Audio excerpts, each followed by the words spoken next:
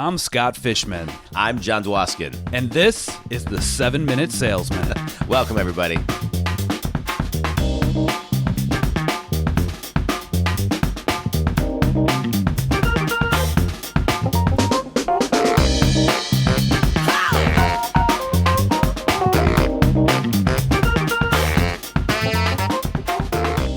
Hey, John, what's going on? Fish, good morning. How are you? Doing great, man. As always. Yeah, me too. Me too. It's a nice morning, and I'm looking forward to talking about mindset today, Fish. Mindset, something that's near and dear to me because, it's one of the most important things we could talk about. But I am excited to hear your take on it as we go into this episode. Well, one, I think as we sit here, Fish, December 6th, 2020, I think this is a great topic because it's been a crazy year, and I think everybody's been through a lot. Everybody's done a lot. Everybody has had to reinvent themselves in many ways. And it's like everybody, I think, is starting to take a breather now that they see kind of some lights around at the end of the tunnel. And I think we got to rev back up. We got to kind of like work hard through December, like we talked about in our last episode. Maybe take some pause time during the holidays, and we really got to come back strong in January. And so I think talking about the mindset and how to prep for 2021, because I really believe, Fish, that every person listening to this, if done correctly, they can double their business next year. Double, John? Double. I like it. And that ties in a little bit, just a teaser, and we're not going to go too far into it, to a book that we're working on, but we're not going to get into that right now. But that's going to be something else that's going to be able to double you from where you've already doubled. And so let's talk about kind of the mindset and things that we got to do in order to crush 2021. Right. And I think the first thing, I'm going to let you kick it off. So what's one of the first things we need to do? First thing is give yourself a little bit of a checkup from the neck up. And what I mean by that is no excuses. And this is big because you and I talked about last week how we can be running through December. Like we can be going 100 miles an hour all the way through because people aren't traveling. The holidays are going to be different this year. Life itself is going to be different this year. So don't give yourself that excuse of, oh, I don't have time to plan. No, we're in the beginning of December. Know that you have time to plan. So put pen to paper, whether you do just a piece of your plan every single day for next year, just do it. Don't let it be an excuse. Don't say, I'm too busy. It's not as busy, or it's busier than I thought it was going to be, so I have no time to do this. It's not an excuse. Get running, put your plan together, make it happen. Yeah. December's the new January this year. Absolutely. And so let's dive into that, right? So it's about setting goals, right? Yeah. And so before we get into setting goals, I just want to throw out there that I would like to see everybody who is listening to this, when we talk about creating your plan and shifting your mindset to something that is positive, you need a plan in order to dive into. But I'm going to suggest that everybody set a deadline right now of when their plan is going to be done for next year. So I would say at the latest, my 2 cents would be December 23rd, right? Really before everybody starts unplugging, and no later than the 28th. I like it. And that plays right into what we're talking about here, where we should have it ready. We don't want to count on just being able to do it that week before Christmas and New Year's, which we've often done in the past, because we don't know what that week's going to be like. So yes, set a deadline and give yourself a timeline as well. So it should be a portion of it is done, every single day or every other day or every week until we hit that time, because you really only have about 2.5 weeks until the time frame that you're talking about. So now let's talk about goals, Fish. Right. So I think there's personal goals and there's business goals. Let's start with personal goals, because I really believe if 2020 taught us many, many things, but one thing I think it taught us is we have to be in alignment with our personal goals, our personal values, take time for ourselves, nurture ourselves. And I think 2021 is going to be no different. We're still going to be working remotely. Kids are probably still going to be having school at home. People are going to have to be finding their center, taking time for themselves. So let's maybe start talking about setting personal goals. Yeah. I think with anything with setting goals, the way to start is start with a vision of where you want to see yourself and where you do see yourself at the end of next year, right? So it doesn't necessarily have to be numbers. It doesn't have to be, metrics. It has to be just what's your overall motif for Yeah. 2021? You mentioned having a theme, but where do you see yourself at the end of the year? What's your end game? Yeah. And I And think a then great, set oh, sorry. goals. No, go Yeah, ahead. I think a great exercise for that is write a story. I mean, we learn through stories and lessons, and many times we learn from our own as well as others. But if everybody sits down today and writes a narrative as if it's December 31st, 2021, and basically writes about how the year was, right? So they visualize as if the day is that day, and then they write it out. They can write it out as in much detail as possible, by year, by quarter, by month, by their accomplishments. And so then, like you said, I agree with you, you reverse engineer your own story to then start implementing, and executing consistently on the goals just to complete your own story. Right. I love it. So you mentioned personal goals. Tell me a little bit about that. What's your thought process there? Well, I think that everybody needs to really tune into kind of their morning and their evening and potentially their afternoon routines. But for sure, kind of bookending their day in the morning or at night, meaning what are you going to do to get your mindset in the right space to conquer and execute consistently the day? So what do I mean by that? If you need to wake up 5, 10, 15, 30 minutes earlier, then you need to do it. But whether that's meditating, whether that's journaling, whether that's going for a walk, working out, doing yoga, circuit training, going to the gym, doing something for yourself where you're not answering emails, you're not doing X, Y, and Z, but really kind of like just spending the morning, getting your mindset in the right space and being ready for the day, and really figuring out some type of continuity for that. And then also at the end of the day, kind of and we've talked a lot about this too. How are you going to wind down your day? You've talked about this a lot also, like end your day at a certain time and put it away. And then what's your nighttime routine, right? Are you going to journal so you can get all the kind of thoughts out of your head? Are you going to go for a walk to just kind of clear your head? But whether it's 5 minutes or however long it is, I think you got to kind of set those personal goals as well as revenue goals, deal goals, and things that you're going to commit to as far as from a personal standpoint of, what's going to get you feeling fulfilled so you can actually conquer more at work. I love it, John. That's something that we've talked about before. I pay yourself first, right? Yeah. And what's gone on in this new shift to the temporary normal that we have right now is that we're not paying ourselves first. Yeah. Like as far as just our personal goals, things like that, because they changed. Perfect example. I jokingly put in my 2020 goals, washboard abs. I don't think it's ever going to happen, but I put that in there because that was a goal I wanted to work towards. Right. Yeah. And like, no bullshit, I really did. And COVID hit and I couldn't go to the gym as much. And I gave myself some excuses and, lo and behold, now I can go to the gym. It's been a little bit better, but your personal goals have to change. And a lot of what's gone on, and I see it, is people aren't unplugging. They're just working, and they don't know when to stop. So They're not paying themselves with the personal fulfillment like they were in the past. Yeah. Yeah, I was talking to a client the other day, and he was telling me that he's part of the 4 a.m. club because the only way he can get done what he needs to get done for himself is waking up at 4 a.m. before his kids and his wife and et cetera wake up. I would say I'm part of the probably 5:30 a.m. club, so I can kind of do what I need to do.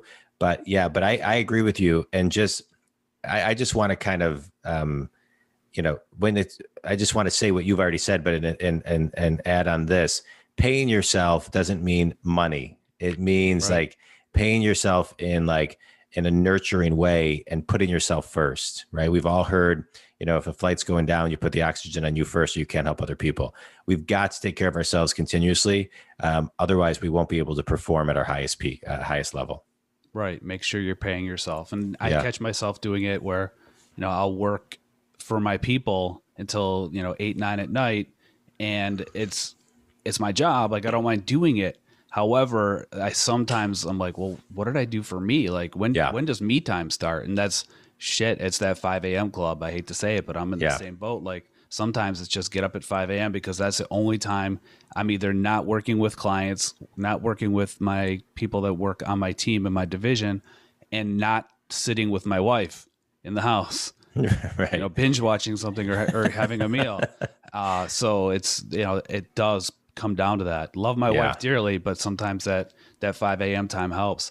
Yeah. So let's I pivot just want to say over. one more thing on this. I know we've been talking a while about this, but our brain is a muscle, and so we still have to work at it, right? Like we've talked on the show about meditation. We take 7.3 million breaths a year, but many people don't study breath. Many people don't study meditation. Our brain needs to unwind no differently than our body needs to relax. So I just wanted to kind of throw that out. All right, I like moving that. on. Go ahead. So we've gone over a little bit, just having personal goals, setting them, having that vision. Let's pivot to business, because I know Yeah. that's people are calling or listening because we are the 7-minute sales minute. We're already probably 15 minutes in, but let's talk a little bit about that, Yeah. John. You mentioned having a big goal Yeah. for the year.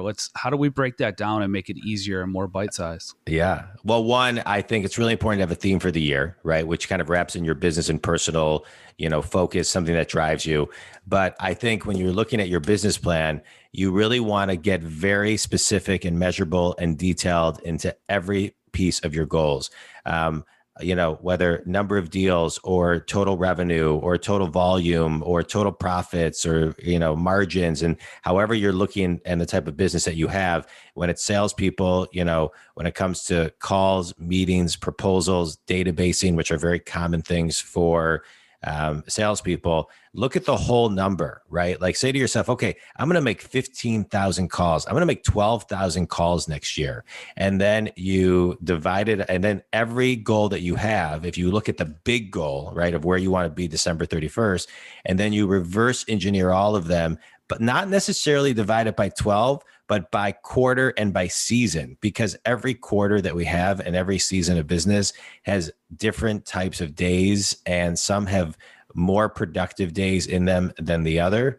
And so you got to really pay attention to your industry and then divide your goals based on the activity when your business is at its busiest. So I think that's really, really important. And dividing it by year, by quarter, by month, by week, and by day if you need to, and tune into every metric that you need, and then take all of those metrics, all of those goals, and put it in your calendar and let that be your blueprint and guide. Because if you can do all of that, then your state of mind will be so in sync throughout the year, especially if you have to course correct if things change and you have to pivot. Course correct and pivot. Love that. I'm picking up what you're saying, and I'm grabbing onto a piece here. You mentioned, breaking it down different ways. I think one way that most businesses can actually agree with is that the fourth quarter is always going to end a little bit different with the holidays, no matter what, whether we're in COVID, Absolutely. whether we're not. Yeah. So if you think about that, I don't know, I'm just kind of riffing here, but as I do my goals this year, I'm going to actually aim to hit goal by Halloween, my annual goal. I love that. And the reason being is just like we talked about over the last couple months, we talked about come out of November or come out of October into November hot, come out like you're shot out of a cannon. So that way, when people start with the bullshit, call me after the holidays objection, it's done. Same thing with December, like come out hot. So that way, when that objection comes in, you're already done. You already have your goals hit. Same thing with the year, right? We're going to end up in November, December, no matter what year it is, there's always going to be that holiday objection, whether it's real or not, whether we're in COVID and we can work from home and work throughout and people aren't traveling as much, or whether it's just normal back to business as usual and people are traveling, going crazy. Because as soon as this is done, like it's going to be like, I don't know, teenagers on spring break, right? As soon as like we all can actually go out without masks and do what we do, people are going to go nuts. Like I can't imagine my first vacation after this. But plan ahead, plan to hit your goal early versus giving yourself all that time. So maybe it's a 10-month continuum for the year. Maybe it's 10 and a half months, however you want to do it. But start fast on your year. So that way at the end, you're not scrambling, because something you and I talked about is when it comes down to crunch time, we care about ourselves. We care about their self-preservation kicks in, right? So John, you haven't hit your goal for the year. You're going to be focused on that versus buying something from some salesperson that you've been talking to for months. You're going to be focusing on your goal. You're going to not really have time to deal with salespeople. Yeah. So as we go through this, I say front load, and front load some more on all of your goals. I love everything that you just talked about, and I want to add on a couple things.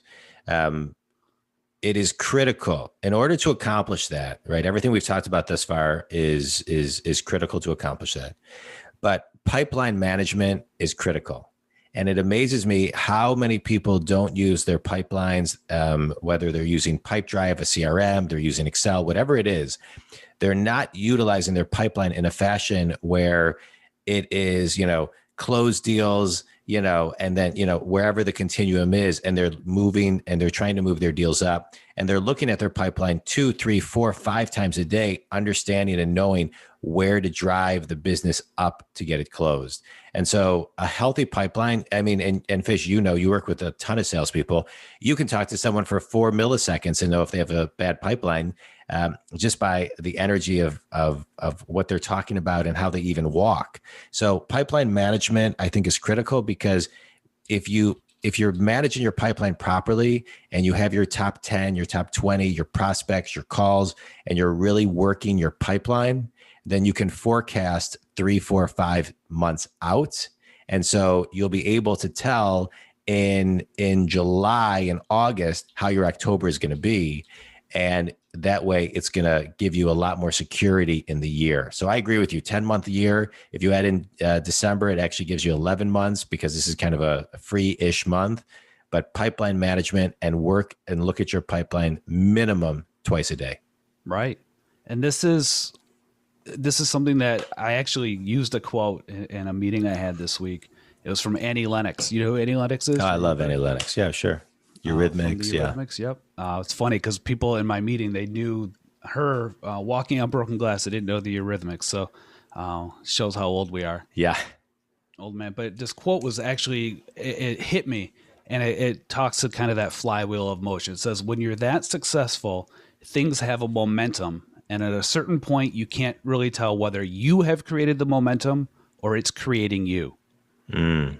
And it's kind of, I talk a lot about escape velocity with my people. And what I mean by that is that once you hit a certain level, your business, obviously you're going to have to maintain it. Obviously you're going to have to do the right things, but it becomes less about one deal, and it becomes more about your entire pipeline, your entire year, your entire month, versus that one deal that you're focusing on. And then it's very freeing, because then you have that, when you have the one deal that, goes sideways, or you have the one person that just wants to be a pain in the ass, kind of like they talk about, or Tim Ferriss talks about in the what is it? The 4-hour work week. 4 hour. Yeah. You can fire them, or just get rid of them, or stop wasting your time with them, versus when it's that one deal that you have to focus on because it's, it's half your business. But when that becomes like 5% of your business, you don't give a shit. Like you're not going to play ball, you're out of here. Yeah. But we have to get to that escape velocity. And Annie said it very well. I love it. I think that's a perfect place to end. I would almost read the quote one more time so people don't have to rewind, because it is spot on. All right. When you're that successful, things have a momentum. And at a certain point, you can't really tell whether you have created the momentum or it's creating you. Amen. Annie Lennox. What a great mindset to work towards and have. I love it. All right, guys. On that note, let's go have a great day and have some sweet dreams that are made of these. Oh, I like how you wrapped in the Eurythmics. That was great. All right. Yeah. All right. Yeah. Cool. All right. Thanks, everybody. Clever like that. All right, everyone. Have a great day. Thanks, everybody, for listening. Now, no excuses. It's time to put everything you listen to into action. Stop bullshitting yourself. Stop lying to yourself. Stop listening and doing nothing with this information. Take this information, implement it into your day, kick some ass, grow your business, grow your sales, make more money, have more fun, have a better life, period. The end. What he said.